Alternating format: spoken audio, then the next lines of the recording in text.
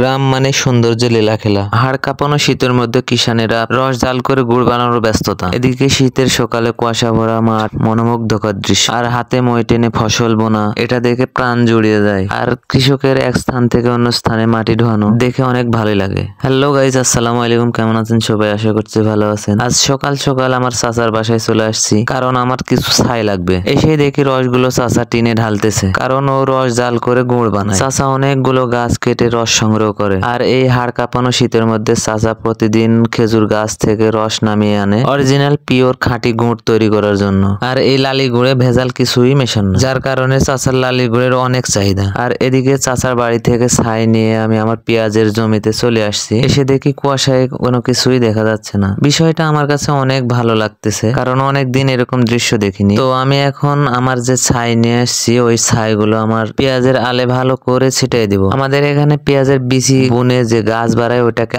আল বলা হয়। এই যে দেখতে পাচ্ছেন, আমি একটা বস্তাতে করে ছাই নিয়ে আসছি। তো এই ছাইগুলো পেঁয়াজের আলে দেওয়ার মূল উদ্দেশ্য হচ্ছে, পেঁয়াজের বিচি যখন আমরা বুনি, বোনার পরে ন্যাংলা টাইনে আমরা বিচিগুলো ভিতরে ঢুকাই দিই মাটির, কিন্তু সবগুলো বিচি মাটির তলে যায় না, যার কারণে বিচির যে ট্যাঁকটা বের হয় সেই ট্যাঁকটা উপরে থেকে নষ্ট হয়ে যায়। এই যে দেখতে পাচ্ছেন, আমার বিচির কি বলে গাছটা ফেটে ট্যাঁক বের হয়েছে, যেটা মাটির তলে থেকে বের হয়েছে সেটা সতেজ ভালোভাবে বের হবে। আর যেটা উপরে আছে দেখেন ঘুরে গেছে বিচির ট্যাঁকটা। তো উপরের যে বিচির ট্যাঁক গুলা হয়, ওইগুলাতে ধুলা কিংবা ছাই দিলে ওইগুলা বিচির ট্যাঁক গুলা মাটির দিকে ঘুরে যায়। বিচির ট্যাঁক গুলা মাটির নিচে ঘুরে গেলে ওই বিচির মানে গাছ বের হয় সতেজ এবং সুন্দরভাবে, যার কারণে এত কষ্ট করে সকালবেলা ছাইগুলো আমার জমিতে ছিটিয়ে দিতেছি। আর এই ছাইয়ের আরেকটা গুণাগুণ আছে, সেটা হচ্ছে কুয়াশা থেকে পেঁয়াজের গাছগুলাকে রক্ষা করে। পেঁয়াজের যখন গাছ বাড়ায় সেই গাছটা অনেক